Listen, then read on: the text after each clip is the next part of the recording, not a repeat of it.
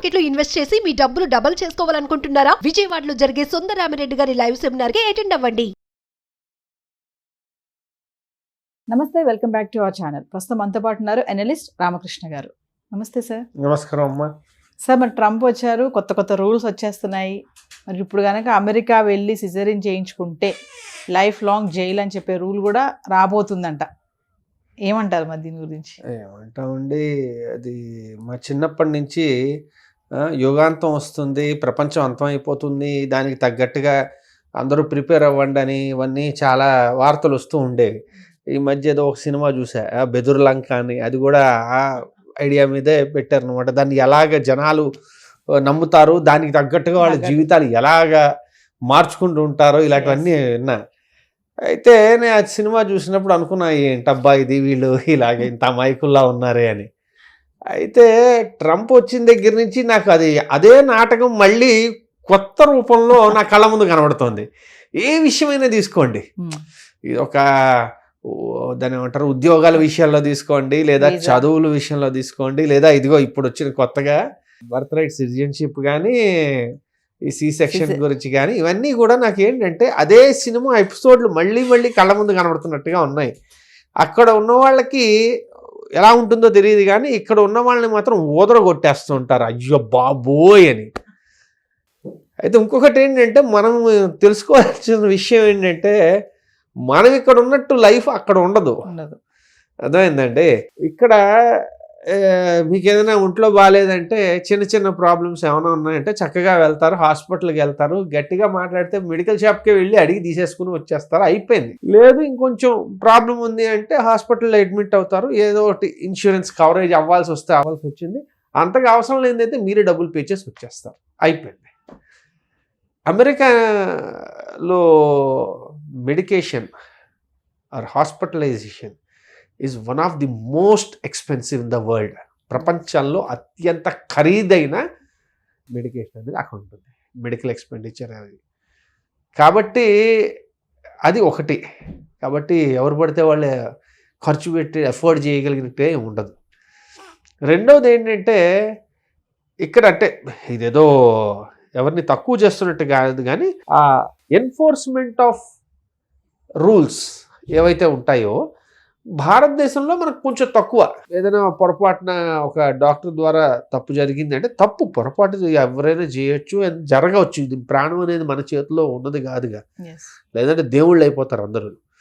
ఏదైనా జరిగినా కూడా దానికి ఒక పద్ధతి ఉండిన తర్వాత ఎన్ఫోర్స్మెంట్ అనేది కొంచెం వీక్గా ఉంటుంది కంపేర్డ్ టు అమెరికా. అమెరికాలో ఎందుకంత హై ఎన్ఫోర్స్మెంట్ ఉంటుందయ్యా అంటే, ప్రతిదీ ఇన్సూరెన్స్కి ముడిపడి ఉంటుంది. ఇన్సూరెన్స్ ముడిపడింది, ఎవరు డెసిషన్స్ తీసుకోవాల్సిన వాళ్ళు డాక్టర్లు. సో డాక్టర్ చేసే ప్రతి చర్యని చాలా క్లియర్గా ఆయన జస్టిఫై చేసుకోవాలి. ఏమాత్రం జస్టిఫై చేసుకోలేకపోయినా, ఒకటి వాళ్ళకి ఇన్సూరెన్స్ రాదనుకోండి, అప్పుడు వాళ్ళు ఇబ్బందుల్లోకి వెళ్తారు కదా ఇన్సూరెన్స్ తీసుకున్న వాళ్ళు.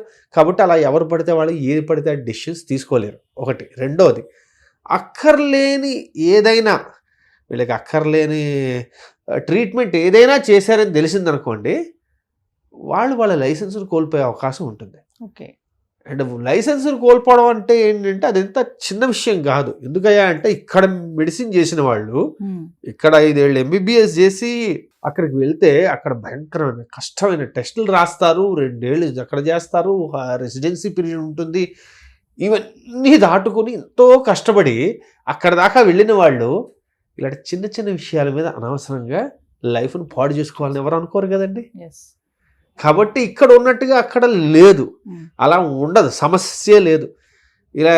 అండ్ ఇంకొకటి ఏంటంటే, ఎప్పుడు పడితే అప్పుడు ఇలాగ క్లినిక్లోకి వెళ్ళిపోయి కమాన్ నాకు సి సెక్షన్ చేసే అంటా కుదరదు, అసలు సమస్య లేదు. కాబట్టి ఇలాంటి ఊహాగానాలన్నీ విని మనం ఓహో ఇలాంటి సినిమాల్లో ఉన్నవే కాదు, నిజంగా కూడా ఇలా జరుగుతున్నాయని కదా నవ్వుకోండి అంతే. అంటే ఇంతకు ముందులాగా కనడానికి అక్కడికి వెళ్ళడం అనే ఛాన్స్ లేదు. కన్నడ వేరు, మీరు అర్థం చేసుకోవట్లే, రెండు విషయాలు. ఇప్పుడు ఒక టూరిస్ట్ వెళ్ళారు, ఆవిడ 9 నెలలు నిండాయి, ఎవరో ఒక డాక్టర్ని చూపించుకుంటూ ఉన్నారు. డాక్టర్ చెప్పారు, ఇదిగో ఫలానా జనవరి 30న అవుతుందమ్మా అన్నారు. సరే ఈవిడ వెళ్ళారు. వాళ్ళ తరఫు నుంచి మ్యాక్సిమం న్యాచురల్ డెలివరీ ఎలా జరగాలి అన్నదే వాళ్ళు ప్రయత్నిస్తారు. Hmm. అర్థమైందండి? వాళ్ళు ప్రయత్నించాలి, అది సిస్టమ్. Hmm. అర్థమైందండి? ఇప్పటికీ అలా చేసినా కూడా 1/3 of the births in US will be C section. కానీ ఎలాంటి వాళ్ళకి చాలా క్లియర్గా జస్టిఫై చేయాలి, ఇదిగో ఈ పర్టికులర్ మెడికల్ కండిషన్ వల్ల న్యాచురల్ డెలివరీ కుదరదు, ఉంటాయి కదా రకరకాల Reason కారణాలు. చెప్పాలి వాళ్ళు ఖచ్చితంగా. అది చాలా క్లియర్గా టెక్నికల్గా అది ఎస్టాబ్లిష్ చేయగలిగి ఉండాలి. అంతే తప్ప నాకు అనిపించింది నేను చేస్తున్నానంటే అలా నడవదు. Hmm. కాబట్టి వీళ్ళు ఏమవుతుంది, ఇక్కడికి వెళ్ళినా ఇప్పుడు మీరు అక్కడికి వెళ్ళినా ఆ హెల్త్ సిచ్యువేషన్ బట్టి వాళ్ళు ఏ నిర్ణయం తీసుకుంటారు, దాన్ని బట్టి వాళ్ళకి ఖర్చు ఎంత అవుతుందో అవుతుంది, చేస్తూ ఉంటారు. Yes. అర్థమైంది కదండి? Yeah. కాబట్టి ఇప్పుడు దీనికి దానికి రెండు వేరు వేరు. Hmm. అక్కడ ముందుగా చేయించుకోవడం కుదురుతుందా? లేదు. లేదు. ఇక్కడలాగా ఇక్కడంటే ఇండియాలో నడుస్తుంది అట్లా, అంటే ఏదో ముహూర్తాలు పెట్టుకొని ఆ టైం ముహూర్తాలు అవి ఇప్పుడు వాళ్ళు కూడా చెప్తారు, ప్రాబబుల్ డేట్ ఒకటి ఇచ్చిన తర్వాత మన వాళ్ళు కొంచెం బాబు కొంచెం అటు అవుతుందా ఇటు అవుతుందా అని రిక్వెస్ట్ చేస్తారు, అది ఓకే. సి సెక్షన్ డెసిషన్ అయితే ఒకసారి వాళ్ళు తీసుకున్న తర్వాత దాన్ని మీరు అటు ఇటు మార్చుకోవచ్చు మీ తాలూకా ముహూర్తాలను బట్టి. అసలు సి సెక్షన్ అనే డెసిషన్ మీ చేతిలో లేదు, డాక్టర్ చేతిలో. అది కూడా వాళ్ళ ఆరోగ్య పరిస్థితిని బట్టి వాటన్నిటిని బట్టి ఉంటుంది. కాబట్టి ఇది అలా సులువుగా చేసేది కాదు. ఇలాంటి వార్తలేవి నమ్మేసి మనం ఊరికే కంగారు పడ్డానికి లేదు. అంతే. ట్రంప్ డెసిషన్స్ కొంచెం అటు ఇటుగా ఉంటాయని అంటూ ఉంటారు కదా, అంటే తొందరగా ఇమీడియట్లీ తీసేసుకుంటారు డెసిషన్, రేపు ఇంకొక మాట మాట్లాడతారని టాక్ అయితే ఉంది. ఇప్పుడు మరి జీవిత ఖైదు చేస్తానని చెప్పేసి ఈ రూల్ అయితే పాస్ చేస్తా అంటారు, ఇది ఎంతవరకు రావచ్చు అంటారు? విశేషం ఏంటంటే ఆయన ఏమన్నారో తెలియదు కానీ ఆయన అన్నారని చెప్పి మనకి చెప్పేవి చాలా ఎక్కువ ఉన్నాయి. కాబట్టి మరీ పెద్ద పెద్ద విషయాల్లో ఆయన ఏమన్నారన్నది వీడియో కనబడ్డప్పుడు చూసి ఓహో ఇది అన్నాడు కదా అని అనుకోవడమే తప్పించి ఇది అసలు సంభవమే కాని దాన్ని ఆయన ఏమన్నాడు అన్నది అనవసరం కదా, అప్రస్తుతం. ఎందుకు? ఇది ఫస్ట్ ఆఫ్ ఆల్ పాసిబిలిటీ లేదు. డాక్టర్లు వాళ్ళ యొక్క లైసెన్స్ను కోల్పోయే పనులు వాళ్ళు చేయరు. చేయనప్పుడు ఆయన జీవిత ఖైదు అన్నారా లేకపోతే 7 సంవత్సరాల కారాగారం అన్నారా అని ఎక్కడ వస్తుంది ప్రశ్న? అసలు మనకు అది అవసరమే లేదు కదా. ట్రంప్ డెసిషన్స్ అసలు ఎలా ఉంటాయంటే ఏం చెప్తారు సార్? మామూలుగా ఏమీ లేదండి, ఆయన మొదటి నుంచి మనం క్లియర్గా అర్థం చేసుకోవాల్సిన విషయం ఏంటంటే ఆయన ఒక వ్యాపారి, ఏది ప్రొఫెషన్ పరంగా చూసుకుంటే. రెండు, మొదటి నుంచి ఆయన స్టైల్ మ్యావరిక్. అంటే కరెక్ట్గా మన వాళ్ళకి అర్థమయ్యేటట్టుగా చెప్పాలంటే క్రికెట్లో సెహవాగ్ టైపు. ఓకే, ముందు 3 బాల్ బీటన్ అయినా 4వ బాల్ వస్తే ఇసిరి కొట్టారు తప్ప 3 సార్లు బీటన్ అయిపోయింది చాలా జాగ్రత్తగా ఆడాలని ఆ టైప్ ఆలోచన లేదు. నచ్చింది చేస్తాడు, ఆ నచ్చిందంతా కరెక్ట్ అని నేను చెప్పట్లా, ఆయన అంతే, ఆయన స్టైల్ అది, ఆయన పందా. ఓకే, అందువల్ల మనకు చాలాసార్లు అనుకోకుండా టక్కుమని వస్తూ ఉంటాయి. ఆయన అన్న మాటలన్నీ జరుగుతాయని గ్యారంటీ లేదు, చేస్తాడని లేదు, వాళ్ళ లెక్కలు వాళ్ళకు ఉంటాయి. కొన్నిసార్లు అలా హఠాత్తుగా ఒక మాట అనేస్తాడు, అలా చేస్తారా మేము వాళ్ళ మీద దాడి చేస్తాం అంటాడు.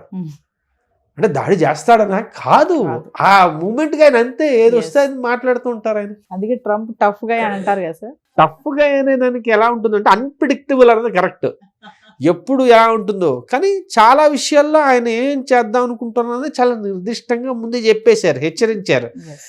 ప్రపంచంలో రకరకాల యుద్ధాలను మేము ప్రోత్సహించమని కానీ, లేదంటే అక్కర్లేని ఫండింగ్ మేము ఇవ్వమని కానీ, ఇలాంటివి చాలా క్లియర్ ఉన్నాయి. కాబట్టి మరీ 100% అన్ప్రెడిక్టబిలిటీ కాదు. కాకపోతే కొన్ని విషయాల్లో ఆయన జస్ట్ ఆ మూమెంట్లో ఏం మాట్లాడుతామని కొన్నిసార్లు చెప్పలేము. Thank you sir. ఓకేనమ్మా. హాయ్. మొట్టమొదటిసారిగా మన విజయవాడలో క్లాస్ రూమ్ ట్రైనింగ్ అండి, 1 డే క్లాస్ రూమ్ ఎన్విరాన్మెంట్లో ఆఫ్లైన్ వెబినార్ జరగబోతుంది. అండ్ ఇంట్రెస్ట్ ఉన్న పార్టిసిపెంట్స్ ఈ కింద స్కూల్లో అవుతున్న నెంబర్కి రింగ్ చేసుకొని సీట్ బుక్ చేసుకోండి. దీంట్లో ETFs, index funds and mutual funds మీద completely and hand folding experience మీకు ప్రొవైడ్ చేయబడుతుంది. దీని ద్వారా ఏంటంటే మనం ఎసెట్స్ని స్టాక్ మార్కెట్లో ఎలా మేనేజ్ చేసుకోవాలి, ఎలా గ్రో చేసుకోవాలి, ఎలా ప్రొడక్ట్ చేసుకోవాలో అంటే ప్రాక్టికల్గా నేర్చుకుంటారు. అండ్ మీ ఇప్పటి వరకు మనం ఆన్లైన్లోనే మీరు అటెండ్ అవుతున్నారు. ఇక నుంచి మీరు మన విజయవాడ సిటీలోనే అండ్ లైవ్లో క్లాస్ రూమ్ ఎన్విరాన్మెంట్లో నేర్చుకునే ఛాన్స్ దొరుకుతుంది. కాబట్టి ఇంట్రెస్ట్ ఉన్న పార్టిసిపెంట్స్ కింద స్క్రోల్ అవుతున్న నెంబర్కి పింగ్ చేసి సీటు రిజర్వ్ చేసుకోండి. Thank you.